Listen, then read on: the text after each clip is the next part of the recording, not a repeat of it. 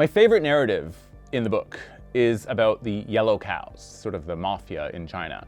And they recognized a huge market potential in late 2010, which is that Apple only had 4 Apple stores in a country of 1.4 billion people at a time when the iPhone all of a sudden became the status symbol for China. If you could secure iPhones by the thousands and go to a city like Chongqing, population 30 million, you had a monopoly on selling the hottest product. And the yellow cows, they're trying to acquire as many iPhones as possible. But of course, they're not just allowed to show up at the Apple store and say, I'd like 10,000 iPhones.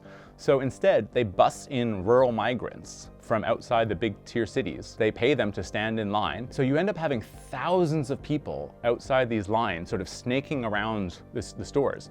And at first, it's actually quite helpful for Apple. I mean, after all, distribution across China would be quite an expensive effort, but the yellow cows are basically doing it for free. The trouble is, the money involved becomes enormous. So we're going from hundreds of thousands of sales to millions in a matter of years, and Apple doesn't have the distribution to accomplish this across the country.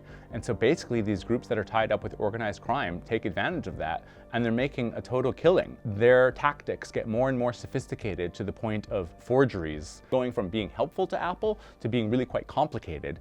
And when Apple tries to take some countermeasures against it, complaints make their way up to the highest echelons of the Communist Party just as Xi Jinping enters power. And within weeks, Apple fears that its products will be blacklisted in the country.